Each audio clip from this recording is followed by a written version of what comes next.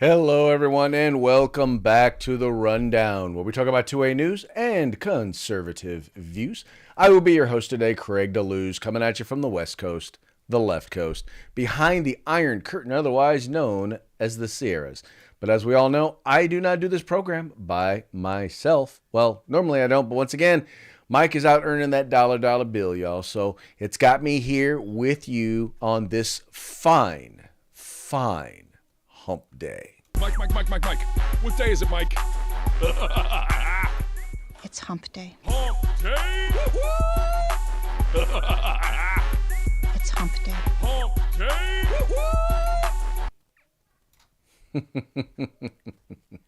Oh, gotta love hump day. Definitely gotta love hump day. And fortunately, a hump day isn't the same, once again, without Mike. But this is the day, folks, that what we do is we try to begin the weekend. And sometimes we do it with success, sometimes not.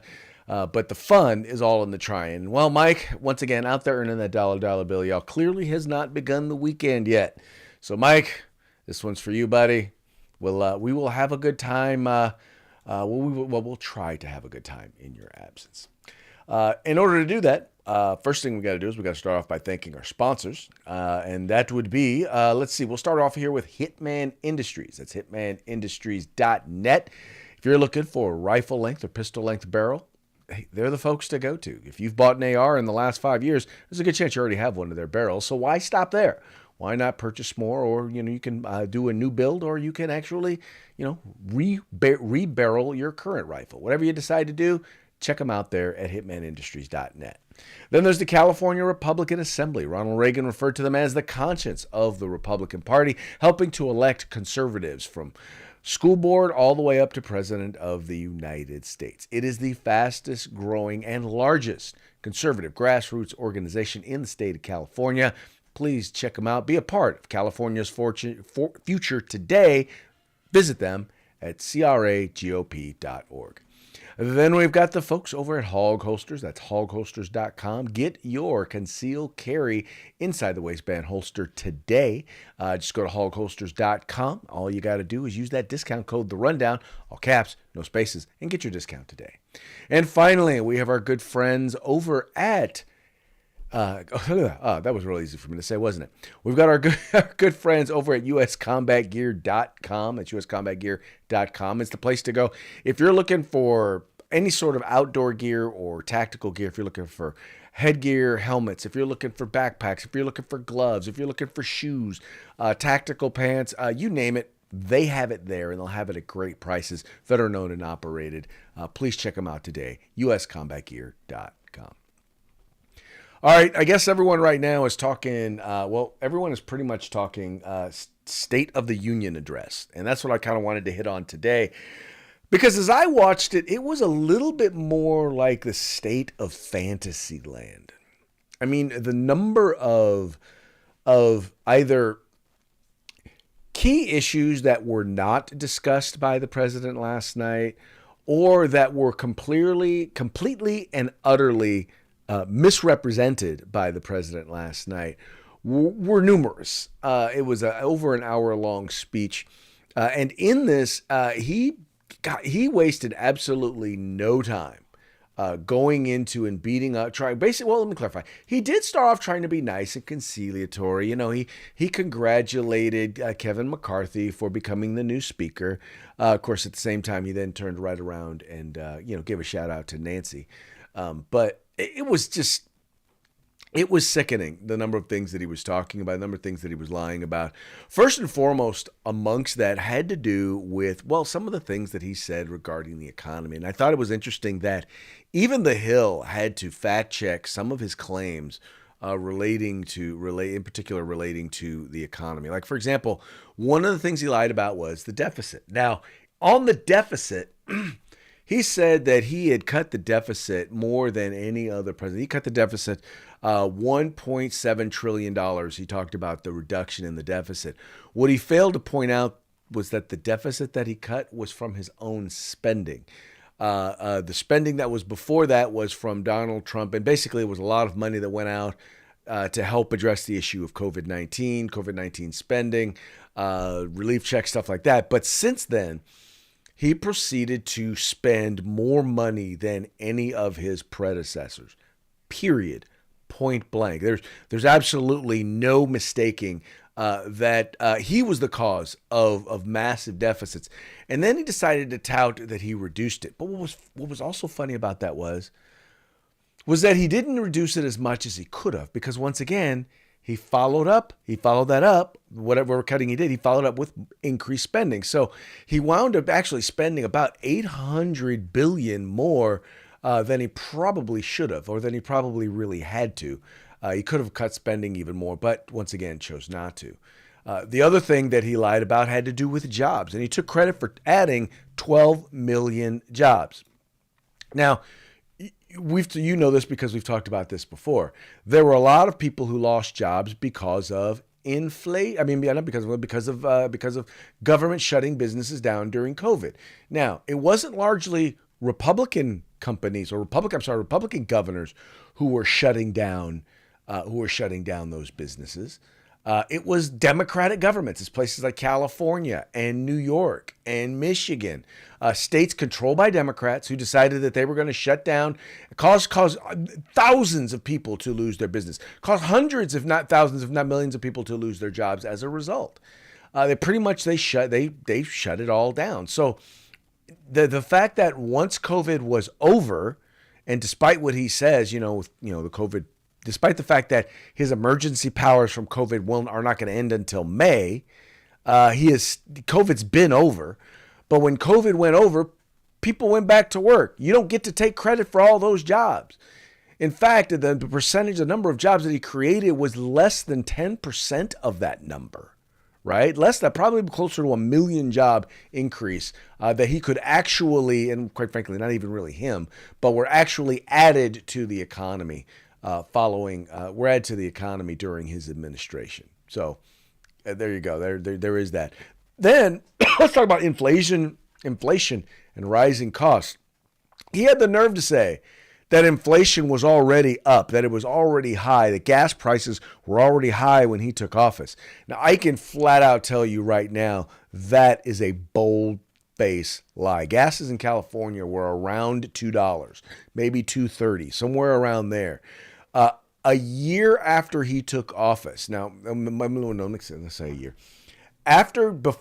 Between the time he took office and the war in Ukraine started up, gas prices had already gone up $1.50, meaning that they were already up something like 70% nationwide, including here in the state of California. So they had already gone up by like 70% here in the state of California. And then they went up another $1.50 or more during that time.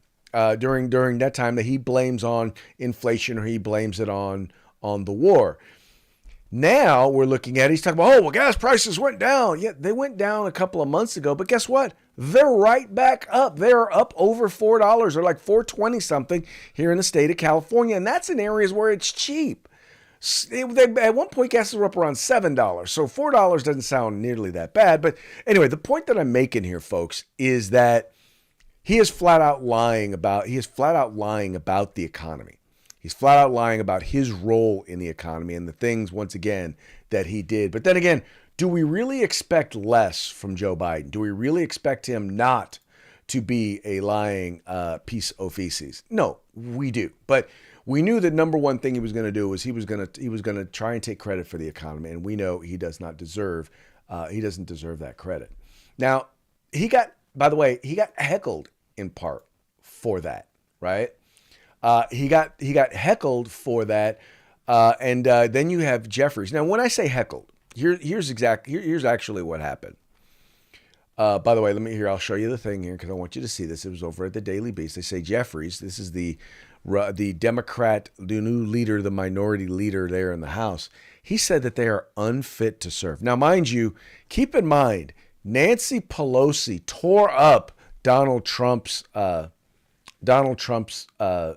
State of the Union address. Tore it up right there in front of his face. You want to talk about a lack of decorum. You had a number of Democrats that actually just refused to go because they said he was an illegitimate president. Mr. John Lewis called him till the day he died, referred to Donald Trump as an illegitimate president. I'm sorry, but no, you don't get any credit for decorum, Mr. Minority Leader. Right now they're saying here that, he said that he should follow a code. He says, Jeffries right here says that he should follow a code of ethics, right? He says, President Biden delivered a compelling speech outlining a vision to make life better for everyday Americans. No, what he put together was a set of lies that have nothing to do with, reality. And just so you know, the reason I want you to see the reason why they booed him. And the reason why they booed him had overwhelmingly to do with, it had to do with claims about Social Security and Medicare. Now, I'll lay this out there to you for those of you who didn't watch it. He basically started claiming that Republicans want to end Medicare, that they want to end Social Security.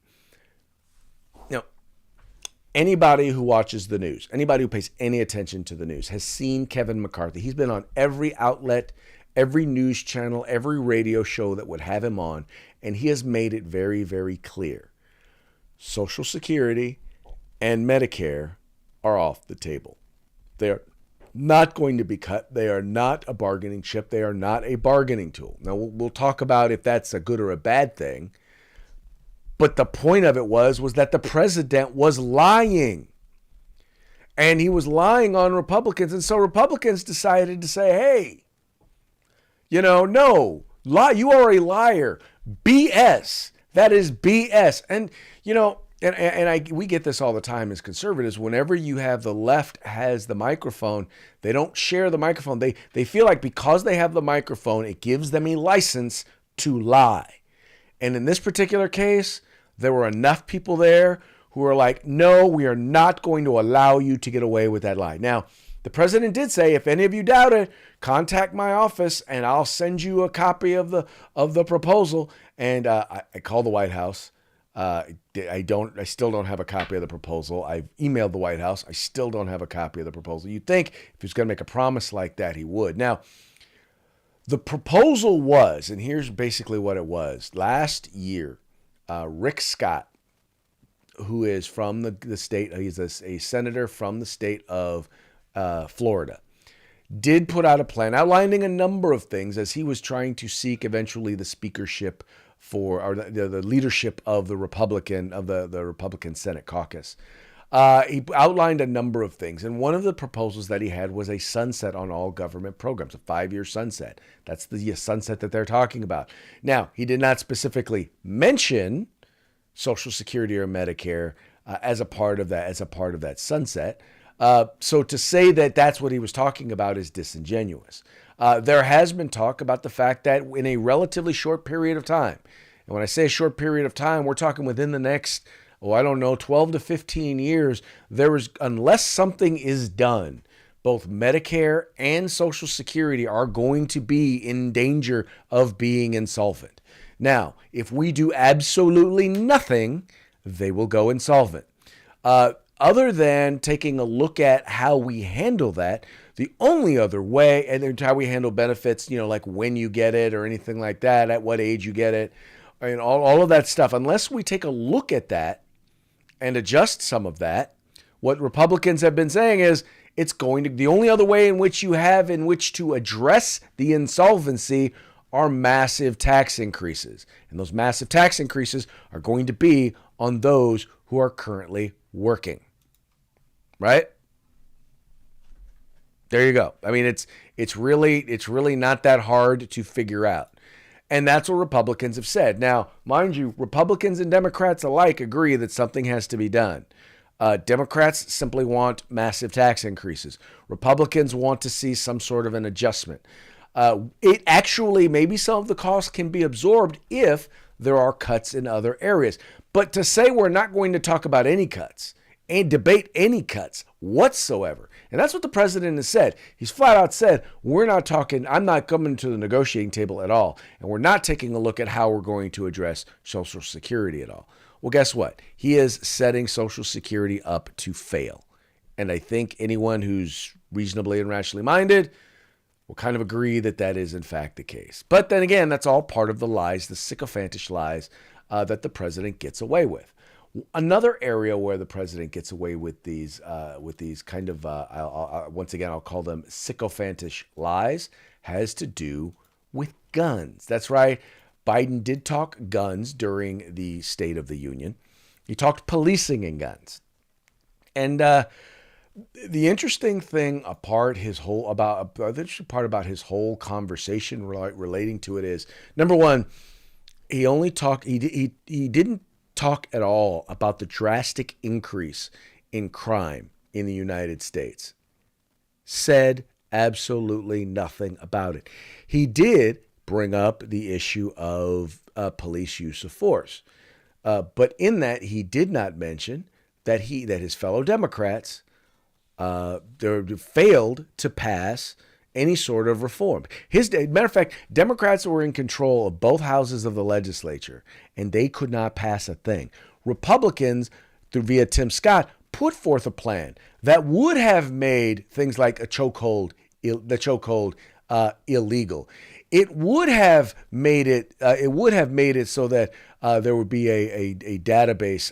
It would have put it in law that there would be a database of law enforcement officers who were fired for cause, so that other entities, before they hired them, would be able to take a look at them. There are a number of different reforms that were included there. The one thing that they refused to include, but they were at least willing to have a conversation about, was the issue of qualified immunity. Now, qualified immunity simply says that if an officer breaks the law or violates department policy or violates your constitutional rights, they do not have immunity, right? But those things have to be in place first. They have to have violated one of those things. Here's the thing they don't tell you about it is, like, consider the fact that politicians have full immunity. Politicians don't have qualified immunity. So, for example, when they pass laws that release violent criminals from jail, and those criminals go out and kill someone, they harm someone, they rob from someone, steal from someone, they rape someone, the politician who passed the bill that allowed them to be out on the streets bears absolutely zero liability. None. The government who passed that law, the legislative body, they bear zero responsibility, thus, therefore, zero accountability. Right? That's that. Anyway, he didn't talk about that at all. He didn't talk about the crisis at the southern border, except to say, well, Republicans need to approve the funding that I've asked for to provide border security. No, you haven't asked for money for border security. What you said was, in your budget, in the money you were asking for in that spending plan, you said none of this money can go towards border security. None of it can go to help build a wall. It can only go for agents to help process those entering the country. In other words, for people, it can go to pay for agents who are going to then administer the process of people entering the country illegally, so that we can bring them in, put them in the system, and then tell them, go now, be free. You're not a U.S. citizen. You're not here legally, but we're going to let you stay. And that's exactly what it is. It's like saying we're going to cut crime by eliminating a bunch of things that are crimes. That's what they say they're going to do. And that's what he believes is, quote unquote, supporting our southern border. But in any case, this whole thing was, in fact, beyond a joke, to be quite frank with you. It was beyond a joke. It was, once again, clear evidence, that he is living in a state of fantasy land.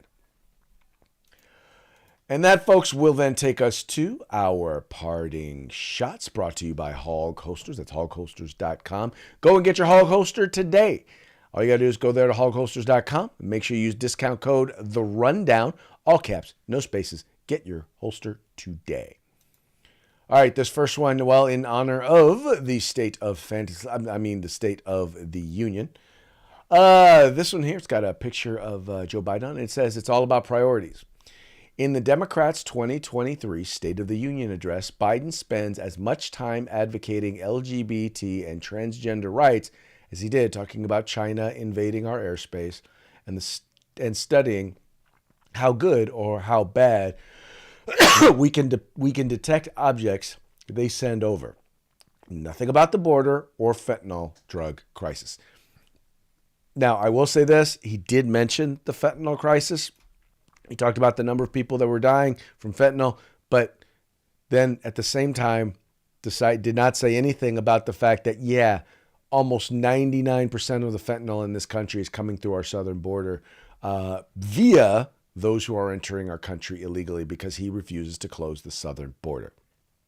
There, I said it. He refused. That's what he refused to say. There's another one there's another one here that was actually a very odd moment, and that was when the first lady and the second gentleman decided to have a kiss as they were introduced. And here you got a guy here at the bottom taking odds. He says, who had the first lady and the second gentleman making out at the State of the Union speech? I honestly did not have that one, but if you were playing State of the Union bingo and that was on your card, well, lucky you. You did a very good job. All right, and the last one. Once again, he very barely, if at all, mentioned crime, and there's a reason why he did not mention crime, and that's because it's purely in the hands of the Democrats. It's clearly their fault. This one right here, and this is from the Daily Signal, it says, crime is down. If you live in a state not run by a Democrat. And then according to the Daily Signal, 27 of the top 30 crime-ridden cities are run by Democrats. That's just the truth, y'all. Truth hurts. That is sad, but it is, in fact, true. And on that note, we're going to go ahead and call it a day. But before we do, we're going to give a final shout out to our sponsors. We'll start with Hitman Industries. You'll find them at hitmanindustries.net. Go get your rifle and pistol barrels today. California Republican Assembly. Become a part of California's future today. Go to cragop.org. Become a member today. Finally, get your holster, your concealed carry holster at hogholsters.com. Remember to use the discount code, The Rundown, all caps, no spaces. And finally, for all your outdoor and tactical gear, the place to go is uscombatgear.com. And on that note, we're going to call it a day. We very much appreciate you tuning in. We appreciate you liking and sharing the program and encouraging your friends to do the same. We will be back tomorrow, hopefully with our good friend, Mikey P, with us. But if not, hey, you know what? We'll have a good time just like we always do. On that note, see you tomorrow on Thirsty Thursday. Peace out.